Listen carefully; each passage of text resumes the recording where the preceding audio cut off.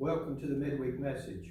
We're taking lessons from the book of Proverbs, and we're in Proverbs chapter 18, and we're going to read verses 11 through 15.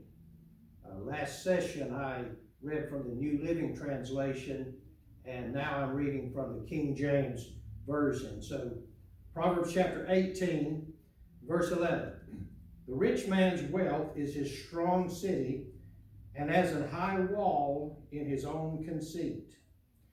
Before destruction, the heart of man is haughty, and before honor is humility.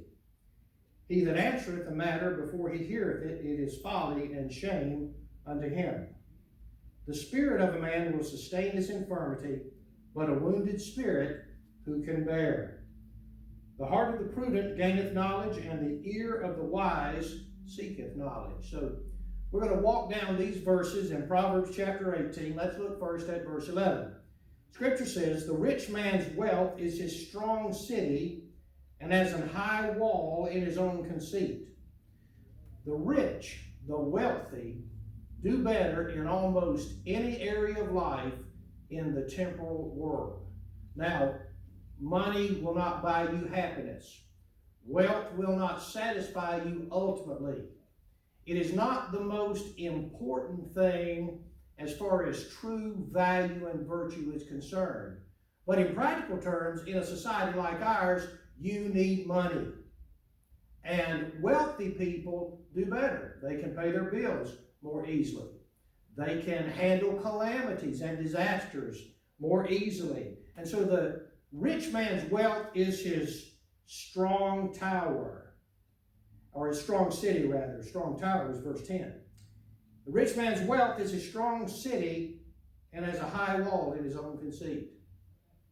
The danger of having monetary things is that we have a tendency to trust in it.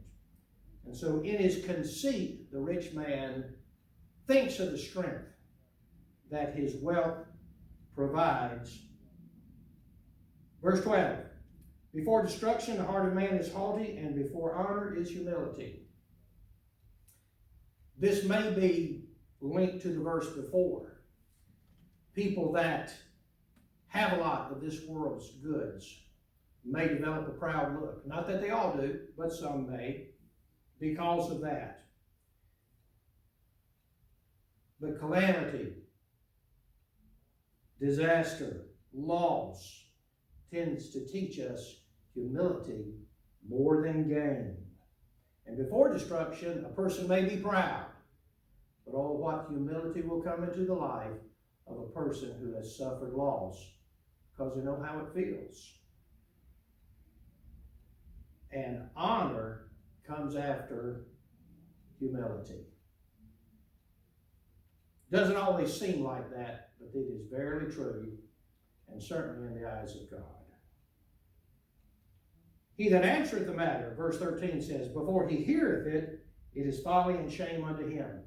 It is so easy to spout opinions when you know part of the story. You have to hear all sides of a story before you make decisions and cast aspersions. And everyone has suffered the humiliation of making statements when we thought we knew what the truth was, only to find out differently at a later time. All of these things have to do with the idea that humility is better than gain and pride. Verse 14, the spirit of a man will sustain his infirmity, but a wounded spirit who can bear? I have seen people that struggled mightily with physical concerns or other concerns, and yet they had a cheerful spirit that sustained them. But a wounded spirit crushes men and women. And verse 15, the heart of the prudent getteth knowledge, and the ear of the wise seeketh knowledge. If a person is already wise, they recognize the value of learning. And hopefully as we grow in life and in our relationship to the Lord and in our spirituality, we become learners. And we try to get knowledge and we seek knowledge, because the wise are ever learning, because they realize that life is a journey and not simply a destination.